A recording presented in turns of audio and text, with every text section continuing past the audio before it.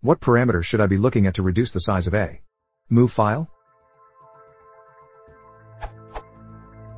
My Canon 60D creates MOV files when recording video, and I found out that the MOV container has an H.264 video stream and a PCM audio stream. I've used ffmpeg and G-Spot to look at some of my videos, and I see what seem to be pretty high bitrates: 22,000 kilobits per second for 640 by 480, 45,000 for 1920 by 1080. I'd like to reduce the size of the files, but keep the quality quite high. I've played around with the simplest thing I could think of, reducing the bitrate, and that does what I'd expect. Cut the bitrate in half and the file size is about half. But I'm wondering if there's a way to determine a good target bitrate, or if there's any point in trying to do variable bitrate.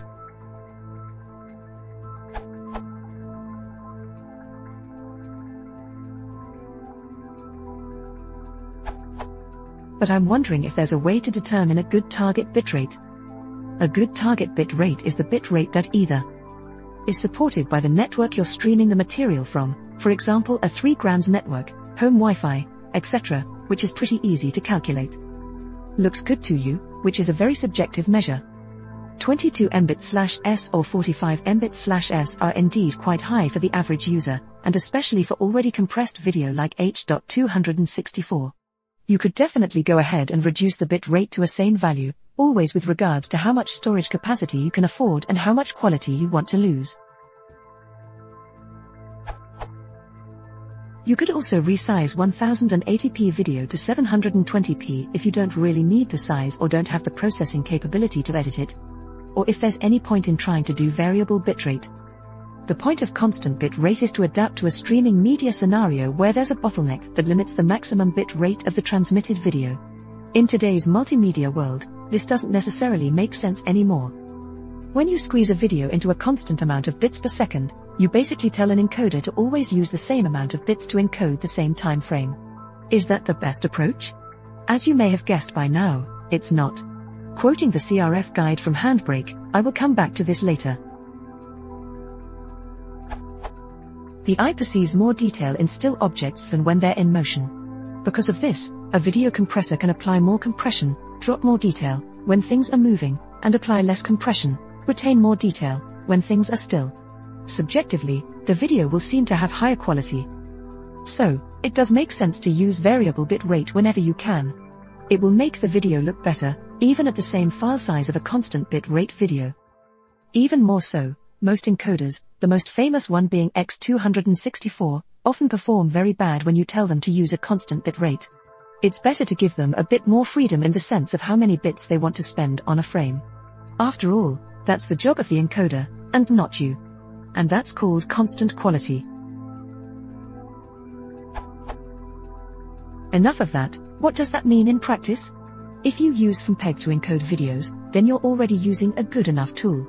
If you now also have X264 installed, and use the latest version of both, then you're using one of the best encoders that's currently available for free. Instead of encoding with a fixed bit rate, let X264 choose how much it wants to spend. Do this by using the constant rate factor option. In a very simple case, this means setting a value between 17 and 23. I choose MP4 as output container instead of MOV because there are better tools for remultiplexing available. The lower the value, the better the quality, and the larger the output. Vice versa, the higher, the lower the quality. At the same time, you will of course reduce the average bit rate needed. Check the X264 encoding guide for more info about ffmpeg. Your task is now to find a CRF value that reduces the overall bit rate to the point you can afford, doesn't reduce the quality too much, so that the video still looks good. Yes, this involves a lot of encoding and trial and error, but this is daily business when you're tuning and encoding video. Oh, and if you don't like the command line, Handbrake is a free, cross-platform tool that does exactly the same. It even has a CRF slider.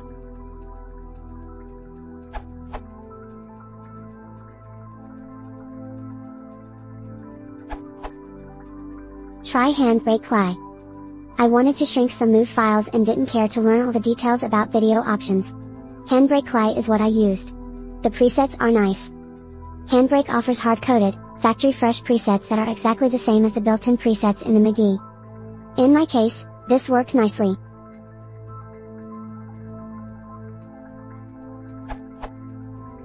With no preset, the output was very small but not good quality.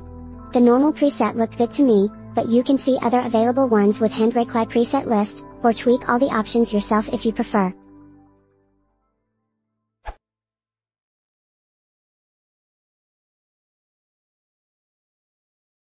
If you want to support the channel, please consider subscribing.